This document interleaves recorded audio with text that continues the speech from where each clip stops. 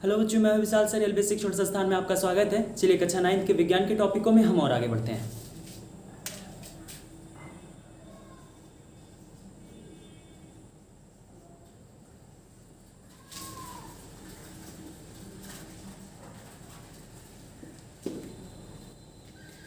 तो class 9th में हम लोग आंकिक प्रश्नों को सॉल्व कर रहे थे, उसी क्रम में और आगे बढ़ते हैं। तो आज का हमारा अगला आंकिक प्रश्न है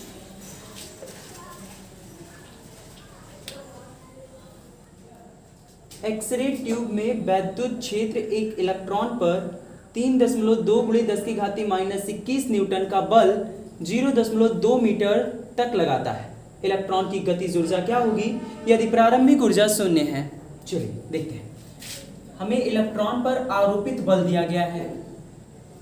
इलेक्ट्रॉन पर आरोपित माने लगाना, आरोपित बल यह बराबर 3.2 × 10⁻21 न्यूटन। ठीक है, ये हमें दिया गया है। और कितने मीटर तक लग रहा है ये बल, अर्थात इनको विस्थापन दे दिया गया है। तो ये हो जाएगा विस्थापन small s is equal to 0.20 metre. ठीक, तो हमसे पूछ रहा है कि इलेक्ट्रॉन की गतिज ऊर्जा क्या होगी यदि इसकी प्रारंभिक ऊर्जा शून्य है। देखिए, प्रारंभिक ऊर्जा इसकी शून्य तब होगी जब हमारा इलेक्ट्रॉन प्रारंभ की अवस्था में विरामावस्था में होगा। जब उस पर बल लगेगा तो अपनी इस विराम की अवस्था को वो बदलेगा, अर्थात गतिशील अवस्था में आएगा। और जब भी किसी वस्तु में गति होने के कारण उसमें कार्य करने की जो क्षमता होती है वो गतिज ऊर्जा होती है। तो अर्थात ये गति कर रहा है, तो यहाँ पे जाहिर सी बात है अगर ये गति कर रहा है तो इसमें जो एनर्जी आएगा ये गतिज ऊर्जा का स्रोत आएगा। तो सबसे पहले आप किया गया कार्य निकालिए, और यहाँ पे गतिमान की परिस्थिति में हमारा जो इलेक्ट्रॉन है ये जो कार्य करेगा, ये इस पर बल लगाने के द्वारा जो कार्य होगा, ये किया गया कार्य उसमें गतिज ऊर्जा के रूप में संचित होगा। तो सबसे पहले आप किया गया कार्य निकाल दीजिए।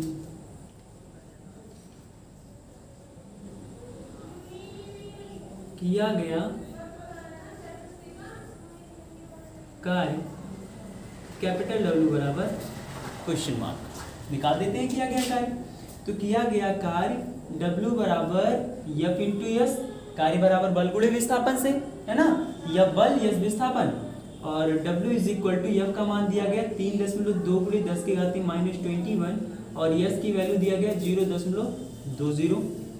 W इज इक्वल टू, जरा सबके दशमलव को हटा दीजिए। तो यहाँ से ये हो गया 32 और यहाँ से ये हो गया 2 गुणे, देखो एक संख्या इधर लाए और 2 संख्या इधर, मिला जुला करके 3 संख्या दशमलव को लेकर के हम अपनी बाईं ओर गए हैं, सॉरी दाईं ओर गए हैं। तो दाईं ओर जाने पर 10 टू द पावर माइनस की घात बनती है, तो -3 इंटू 10 टू द पावर -21, और इधर मल्टीप्लाई कर दीजिए तो 32 दूनी 64 इंटू 10 टू द पावर -24, है ना। और W इज इक्वल टू आप इसे लिख सकते हैं 6.4 × 10⁻23 जूल। और यही किया गया कार्य उस निकाय में गतिज ऊर्जा के रूप में संचित हो जाएगा। यही कार्य इलेक्ट्रॉन में गतिज ऊर्जा के रूप में संचित हो जाएगा या जाता है। अतः W बराबर EK अर्थात काइनेटिक एनर्जी। और अगर W EK के बराबर हो गया तो यहाँ जरा देखिए EK is equal to 6.4 × 10⁻⁻23 joule. ठीक, नोट कर लेंगे इसको। अगला प्रश्न,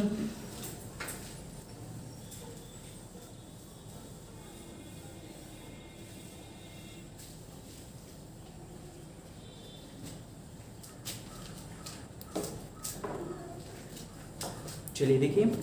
अगला प्रश्न ये है कि 15 किलोग्राम द्रव्यमान की एक वस्तु में 4 मीटर प्रति सेकंड का एक समान वेग से गतिशील है, तो वस्तु की गतिज ऊर्जा कितनी होगी। चलो देखिए, हमें वस्तु का द्रव्यमान दिया गया है। वस्तु का द्रव्यमान स्मॉल m बराबर 15 kg।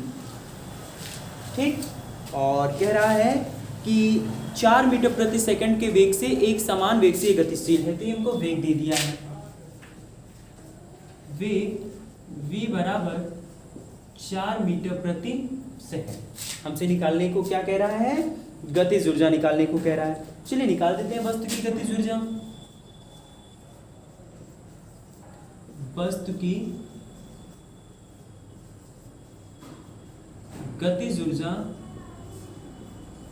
E के बराबर क्वेश्चन मार्क। आप लोग गतिज ऊर्जा निकालने का सूत्र तो पढ़े हैं, वहां से चलते हैं। गतिज ऊर्जा निकालने का फॉर्मूला होता है E k is equal to half m into v का स्क्वायर।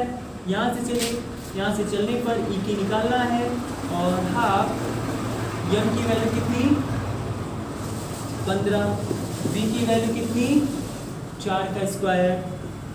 E के बराबर 15 का आधा 7.5 और 4 का स्क्वायर 16। E के अच्छा थोड़ा सा आसान कर लो इसे calculation. E k is equal to 1/2 गुणे 15 गुणे 4 के स्क्वायर को 4 गुणे 4 कर दीजिए, यहाँ से हो गया कैंसल और ये हो जाएगा E k is equal to 15 दूनी 30 गुणे 4, E के बराबर 120 जूल। ठीक, ये हो गया आपका क्वेश्चन सॉल्व। नोट करेंगे इसको।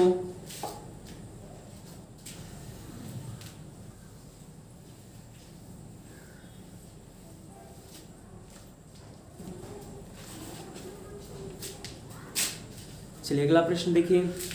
अगला प्रश्न ये है कि एक गतिमान पिंड की गतिज ऊर्जा 400 जूल है। ये हमको पिंड की गतिज ऊर्जा दे रहा है। पिंड की गतिज ऊर्जा E के बराबर 400 जूल। ठीक, और कह रहा है कि पिंड पर उसकी गति के विरुद्ध 25 न्यूटन का औसत बल लगाने से कितनी दूरी जाकर के रुक जाएगी। यानी ये हमको पिंड पर आरोपित बल दिया गया है और वो भी गतिज ऊर्जा के विपरीत की दिशा में। विरोध का मतलब यहाँ विपरीत दिशा में। तो ये हमको बल दिया गया है। बल F इज इक्वल टू कितना दिया गया है 25 न्यूटन का। कितना दिया गया है? बराबर 25 न्यूटन का। हमसे पूछ रहा है कितना विस्थापन होगा, मतलब कितनी दूरी चल करके हमारा जो पिंड है ये रुक जाएगा। तो मतलब विस्थापन निकालना है। विस्थापन स्मॉल s बराबर क्वेश्चन मार्क। देखो गतिशील अवस्था में वस्तु के द्वारा किया गया कार्य उसमें गतिज ऊर्जा के रूप में संचित होगा, है ना। और गतिज ऊर्जा का जरा रूप बना लीजिए। तो थोड़ा सा एक्सक्यूज देकर, चूंकि पिंड की गतिज ऊर्जा बराबर पिंड द्वारा किया गया कार्य, तो गतिज ऊर्जा E के बराबर पिंड द्वारा कार्य बल गुणे विस्थापन। फ्रॉम हियर E के की value 400 is equal to F की वैल्यू 25 न्यूटन। विस्थापन small s is equal to question mark. We will find it. S is equal to 400 divided by 25 and S is equal to, divide करिए जरा, तो 5 अट्ठे 40, 5 पच्चे 25, 5 एकने 5, 5 एकने 5, 50 3, 5 6 30, 16 पंचे 80, ये आ जाएगा 16 मीटर। ठीक है, नोट करेंगे इसको।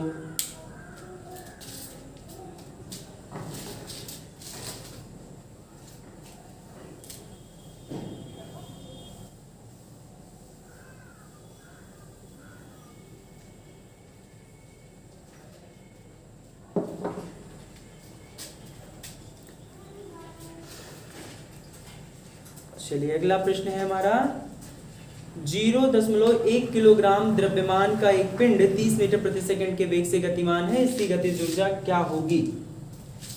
हमको द्रव्यमान दिया गया है पिंड का।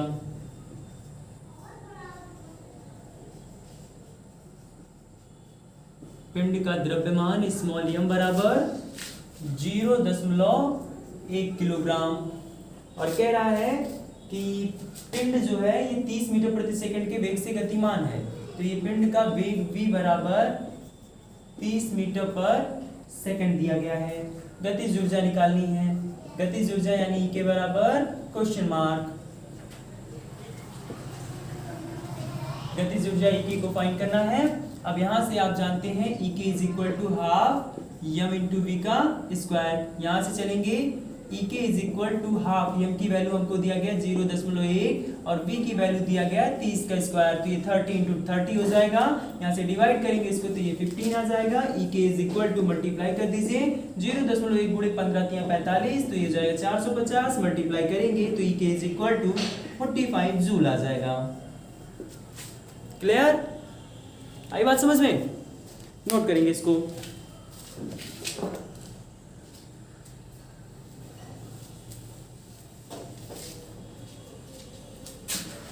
ठीक इसी तरीके का हमारा अगला प्रश्न है, तो इस अगले प्रश्न को हम बोल दे रहे हैं, आप लोग घर से करके लाएंगे।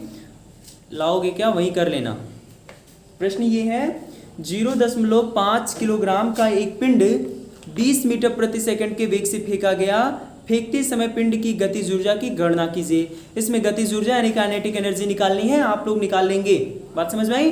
अगला प्रश्न जरा देखिए। एक पिंड की चाल 10 मीटर पर सेकंड है, इसकी गतिज ऊर्जा 100 जूल है, पिंड का द्रव्यमान कितना होगा? इस बार हमको पिंड की चाल दिया गया यानी पिंड का वेग। पिंड का वेग v is equal to 10 metre पर सेकंड और गतिज ऊर्जा दिया गया है पिंड की। गतिज ऊर्जा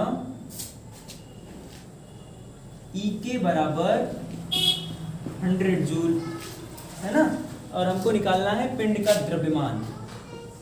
तो ये हो जाएगा पिंड का द्रव्यमान स्मॉल m बराबर क्वेश्चन मार्क।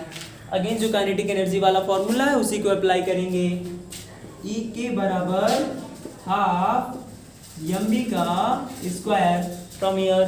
चलेंगे यहाँ से E k is equal to 100 is equal to half into small m find करना है, और v की वैल्यू 10 का स्क्वायर, तो 10 इंटू 10 हो जाएगा। और यहाँ जरा समझेंगे इसका मल्टीप्लाई इधर, तो ये हो जाएगा 200 इज इक्वल टू m गुणे 100 है ना, और m इज इक्वल टू ये हो जाएगा 200 बटे 100 डिवाइड करोगे तो m is equal to 2 kilogram. ठीक, नोट करेंगे इसको।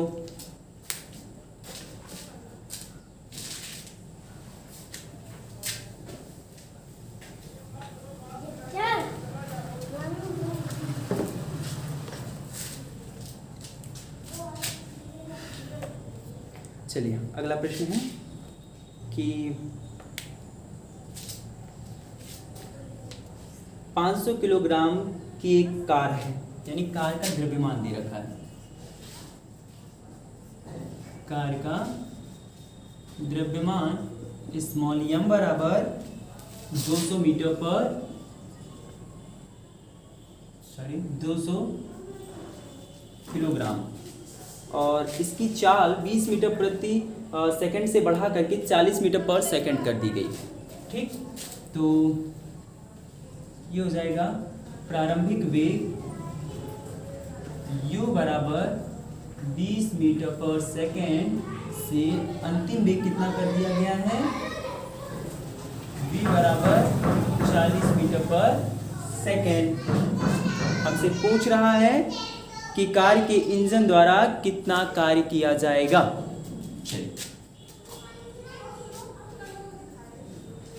इंजन द्वारा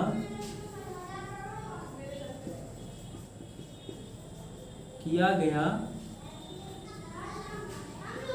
कार्य W बराबर क्वेश्चन मार्क। एक बात आप ध्यान रखेंगे, इंजन द्वारा किया गया कार्य ही उसमें गतिज ऊर्जा के रूप में संचित होगा, तो यहाँ पे हम किया गया कार्य गतिज ऊर्जा के पदों में निकालेंगे। चलिए, इंजन द्वारा किया गया कार्य बराबर कार द्वारा कार की गति, इंजन की गति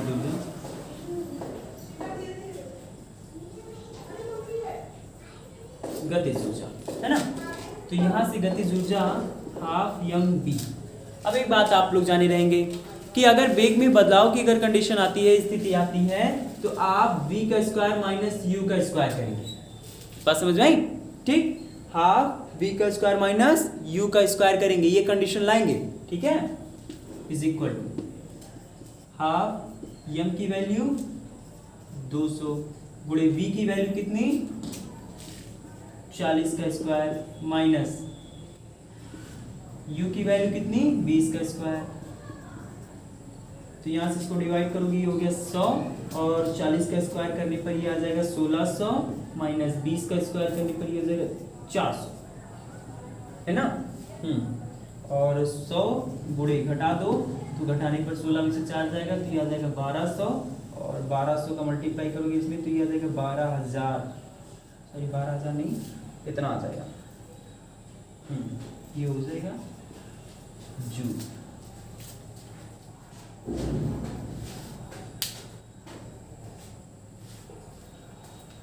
ठीक, तो सॉरी प्रश्न में हमको 500 किलोग्राम दिया गया था द्रव्यमान, तो यहाँ पे ये हो जाएगा 500, इधर भी 500 और अभी जब डिवाइड करोगे तो ये 250 आ जाएगा, और यहाँ पे 250 और अभी मल्टीप्लाई जब आप करोगे तो ये आ जाएगा आपका 1200 गुणे 250, 0 0 0 0 0 0 5 दूनी 10, 5 दूनी 5 6 0 0 2 दूनी 4 2 दूनी 2 0 0 0 और 6 4 10 3, ये आ जाएगा पूरा 3 और फिर 5 0, इसे लिख सकते हो 3 गुणे 10 की घाते 5 joule. Is that clear? Okay, तो आपके पास जितने भी और किताबें हैं आप लोग उनसे लगाने का प्रयास करेंगे इन प्रकार के प्रश्नों को। अगर नहीं समझ में आता तो आप कमेंट के थ्रू हमसे पूछ सकते हैं। मिलते हैं अगले वीडियो में।